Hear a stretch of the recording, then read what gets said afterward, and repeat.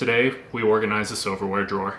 I start by laying out my design and getting a detailed cut list. For this project, I'm going to be using some old oak flooring. This was the flooring that was in our house when we moved in, and this is what we pulled up when we put the new flooring down. It's about 2 3/4 inch wide and about a little over 5/8 thick. So this will work out just fine for what I'm using for the insert, and I have a ton of this flooring left over, so it's good to get this used. I select some boards that will work based on their length and overall quality. I cut them to their rough length, which is about a 1/2 inch longer than what their final dimensions will be. This is where I cut off any tongue and groove, damaged wood, or nail holes that I didn't want in the final piece. I next went over to the joiner and squared up one face of the boards. I used the finished side of the old flooring because this was already pretty square and a pretty good starting place. I used that face to square up the second face 90 degrees to that. This also removed the groove of the board. Now that I've run the boards through the jointer, I've got a nice square, smooth surface here to start from. I also have a side that is perpendicular to this face here. So I've got this face, a perfectly square face here. I'm now going to run this through the jointer and get the final thickness.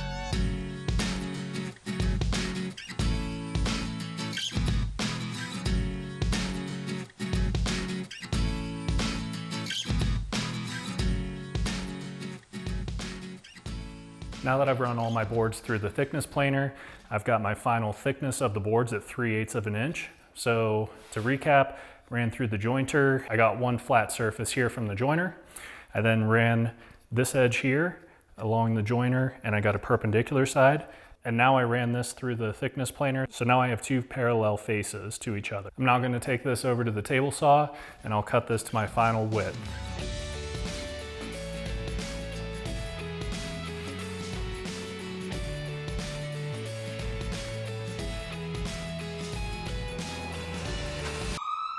Now, I will be the first one to say that I am not using the right push stick for this type of cut. I should be using a push stick that extends over the board, not this bird's mouth push stick that sits behind. I'm really just asking for kickback here, and it wasn't until after I got through the cuts that I realized that really was not the right tool for the job. So I'll definitely be making some push sticks in the future that will let me do this a whole lot safer. I head back over to the miter saw to cut my final length on all my boards. I square up my miter fence to the saw blade.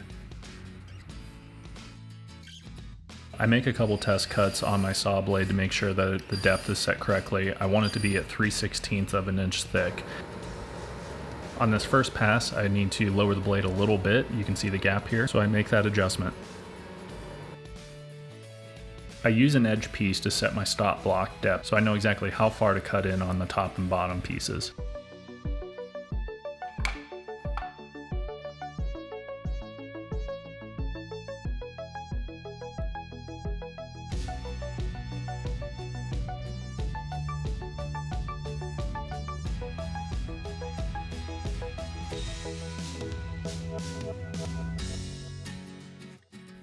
So I'm setting up my stop block here for the center divider that'll be running through the center of the insert.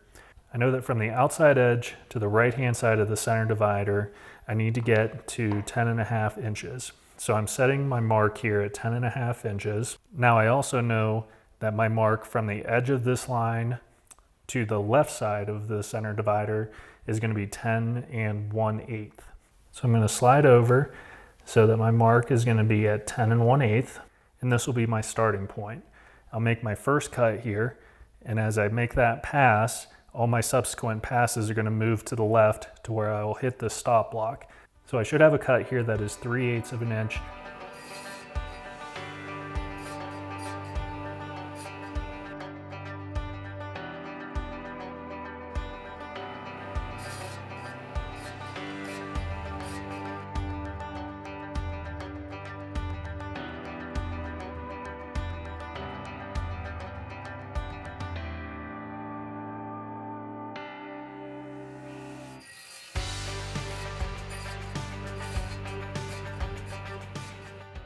I use the vertical divider itself to match up the ends on the top and bottom cuts. I use this to make my marks on the center board.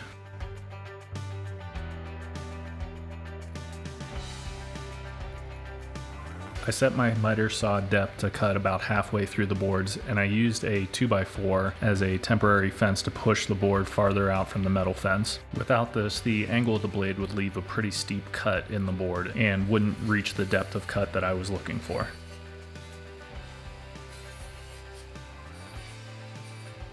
So you can see how this is going to start coming together.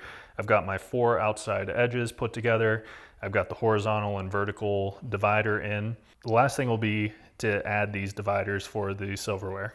So I have these dividers that will be going in like this. So I do have some set measurements. This is 2 1/4, this is 3 inches, and these are all marked out. I did measure these out, but at the end of the day, the only thing that really matters is that these marks match up with each other. So if I set this at 2 1/4 and it ended up being 2 1/2, as long as my marks ended up matching up together, that would work out just fine.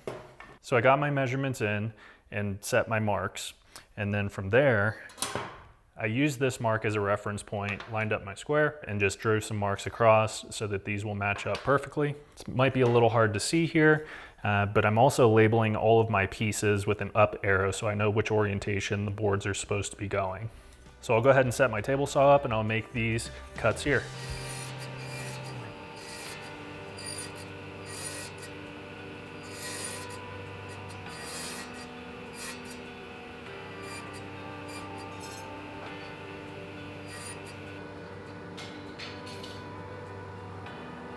So at this point I've dry fit all my pieces together, and this is my last opportunity to take a look at all the fitment, to take a look at all the fit, to take a look at all the fit, and see if there are any pieces that are a little too snug, a little too short, see if any of these need to be cut a little bit deeper. I can see this one is forcing this left side out a little bit, so I'm going to take a little bit out of this groove here. Why didn't I just go ahead and use a dado stack or a router instead of taking multiple passes with the saw blade? And the simple answer to that is I don't have a dado stack. And that would be a future video where I build a router table here where I integrate my router. And I also plan on doing a video of an outfeed table that folds down for this rigid table saw. So if you want to check that out, hit subscribe so you see those videos in the future. Next, I applied a small amount of glue and spread it out in all the connection points.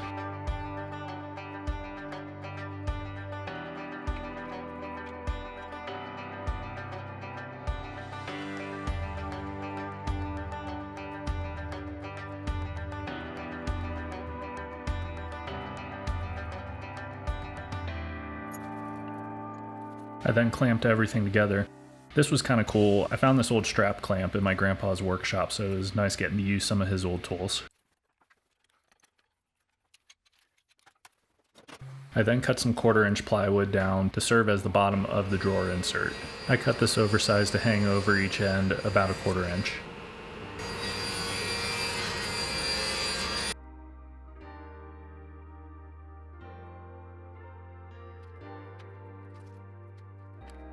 I then clamped and weighed this down to dry overnight.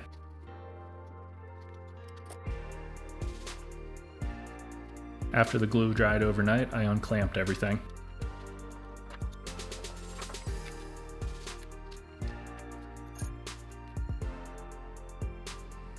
I used wood filler to fill in any holes or imperfections. Because this is recycled wood, there aren't a ton, but there are 1 or 2 nail holes that I need to fill in.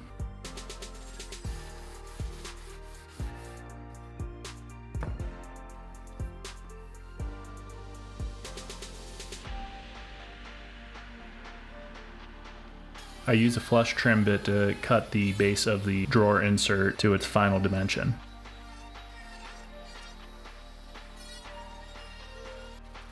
On to the best part of any project, I start with 120 sandpaper and move up to finish at 220. I didn't do a full round over, but I did soften the edges quite a bit with some sandpaper, just because we'll be reaching in and out of this every day.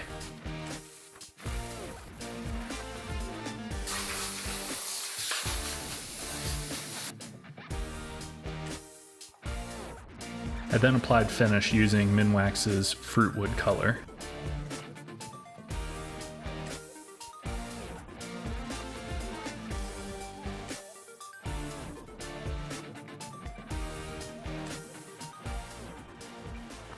I finished with poly and left it to dry overnight.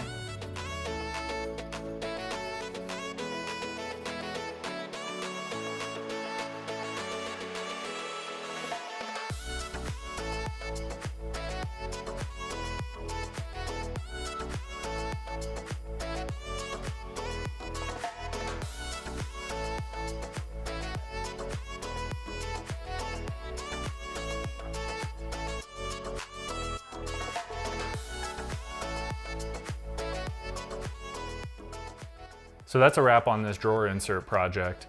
This was a pretty easy project, only took maybe 2 days just waiting on glue and finishes to dry.